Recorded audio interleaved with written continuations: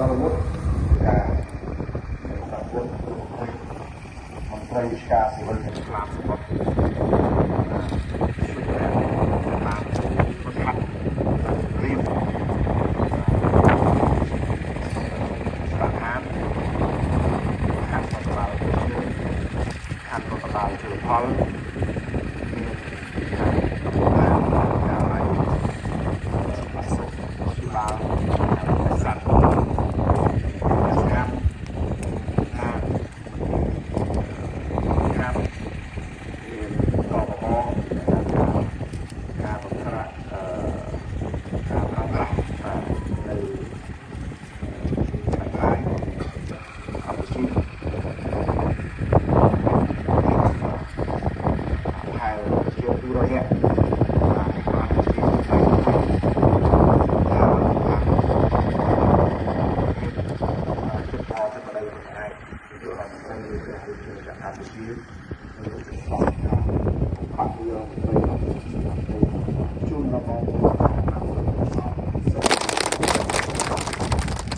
ថ្ងៃនេះក្នុងនាម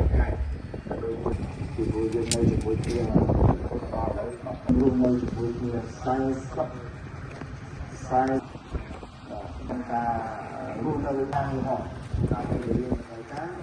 គឺយើងបានពិចារណាទៅការប្រើប្រាស់នៅជំនួយរបស់សម្ដេចអគ្គមហាសេនាបតីវិទ្យុហ៊ុនសែនអតីតនាយករដ្ឋមន្ត្រីនៃព្រះរាជាណាចក្រកម្ពុជាបច្ចុប្បន្នជាប្រធានប្រសិទ្ធិនិងបន្តរួមដោយយើង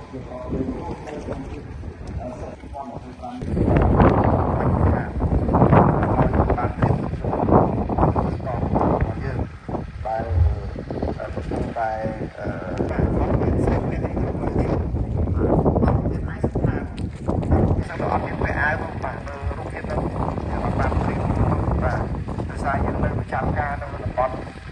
ឈរជើងរៀងខ្លួនបាទប៉ុន្តែដឹងហើយបាច់និយាយរៀបរាប់ឡើងវិញទេបាទនោះបាច់នេះបាច់នោះប៉ុន្តែក្រោមការនឹងមានមុខមាត់មានកិត្តិយសសេចក្តីថ្លៃថ្នូររក្សាបាននូវកិត្តិយសភាពដល់អាចការគម្រាមកំហែងចំហើយគេប្រកាន់យកផែនទីដែលពូរបស់ការសង្គមជាតិស្មោះឲ្យអត់ជានេះប៉ុន្តែគេផែនទីនៅឆ្នាំ1940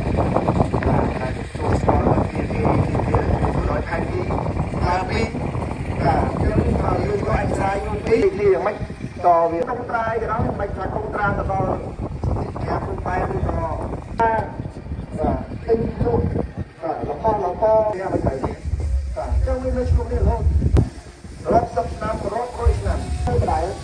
បាទមកបដោយស្អីបាទសំឡេងថាបាយគោលដៅរបស់ខ្ញុំក្នុងនាមគណៈវិជាកាយវិធានរដ្ឋបាលហេតុខ្ញុំប្រត់អត់មានពេលវេលាទៀតដោយសារគោលដៅ